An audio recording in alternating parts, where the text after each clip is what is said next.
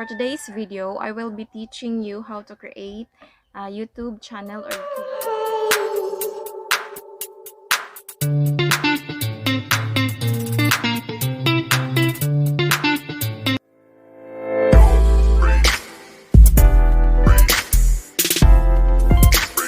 Hi guys, welcome to my channel, and for today's video, I will be teaching you how to create a YouTube channel or YouTube account. So, by the way, this is a requested video from a friend na gusto niya gumawa ng YouTube channel. Kasi, pag meron tayong YouTube channel, nakakapag-create tayo ng YouTube channel natin na sarili, of course. And nakakapag-upload tayo ng videos, nakakapag-like, subscribe, and comment tayo sa mga napanood natin na mga video sa YouTube or sa mga favorite na mga vloggers natin na pina-follow. And by the way, I will be using Gmail account sa tutorial na to kasi marami namang ways na pwede nating gamitin kung paano gagawa tayo ng YouTube account. So, sa mga meron ng Gmail account, pwede na kayong mag-proceed diretso sa YouTube. But for the sake sa mga wala pang account sa Gmail, itong tutorial na to is yung step by step from gagawa ng Gmail until sa paggawa ng YouTube account. So, for those of you who are interested, naka-screen recording siya. So, let's go. Puntahan na natin at ipapakita ko sa iyo kung paano. First, i-click natin yung Google. Tapos mag-open siya. Yung upper right, yung may picture. Kasi may previous na ako ng account ng Gmail. I-click natin. Tapos create tayo ng panibagong account. Yan, wait lang po tayo kasi naglo-loading pa siya. And maya-maya, makita na siya. Okay, tapos yun, create account for myself. And ilagay natin yung first name natin, i-type. Tapos last name. After that, i-click lang natin yung next. Tapos maglo-load na naman siya. Tapos punta tayo sa birthday natin. Ilagay natin yung birthday, yung date, month, and year. Tapos sa gender, I choose female. Meron naman siyang female, male, or customize nyo. Tapos click natin yung next. Tapos may dalawang binibigay na choices si Gmail.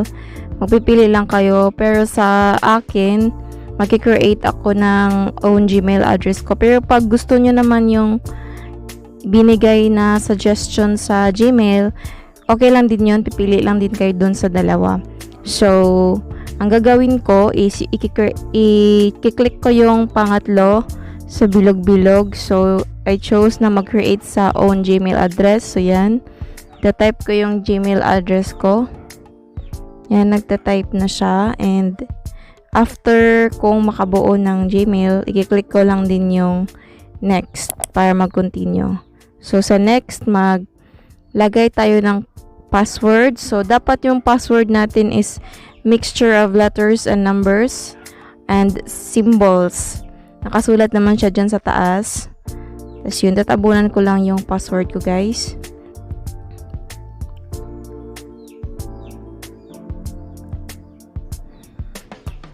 So, after natin magawa ng password, may pa-confirm. So, yan yung kung ano yung password natin. Dapat mag-match siya dun sa confirm area. Then, click natin yung next pag okay na.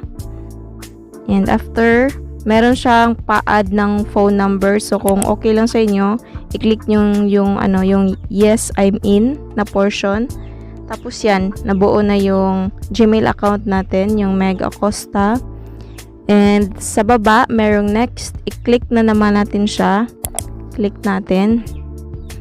And may mga condition siya. So, i-agree lang siya. Pwede namang i-customize yung channel nyo, yung mga ads personalization o ano pa. Pero pag okay na kayo, i-click na lang din yung I agree.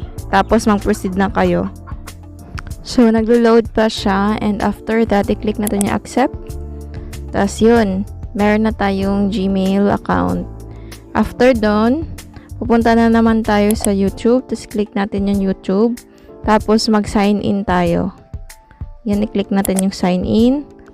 Meron na akong previous accounts or account. Tapos, yun, naglo-load pa siya. Tinatakpan ko lang siya. So, yung Meg Acosta natin na account, i-click natin yun. para makita natin or ma-edit natin yung gagawin natin na channel. Click natin siya.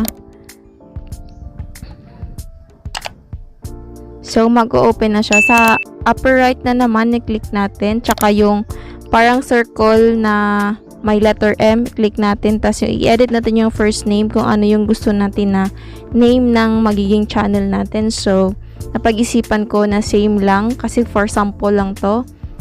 So, Meg lang yung pangalan. Tapos yung parang family name is Storytime. So, change ko muna. Gawin kong capitalize siya lahat. Tapos after that, i-click natin yung create channel. So yan, na-create na natin yung channel natin. Yung channel created. So, i-refresh lang natin yung page para ma-change yung, kasi Meg Acosta pa rin. So, pag-refresh natin yun, Meg Storytime na siya. So, kung meron pa kayong mga changes, yung may icon sa upper right din, hindi pa siya upper right, yung naka-red, yun na i-click natin para i-edit natin. So, ganyan lang yung ka-easy yung paggawa ng YouTube channel. Sana nasubaybayan nyo ng maayos yung tinuturo ko sa inyo and sana makapag-start na rin kayo ng sarili nyong channel. And thank you for watching and sana kung nagustuhan nyo tong video, mag-like kayo and mag-subscribe and pa-click na rin ng notification bell para updated kayo every time may bago akong upload.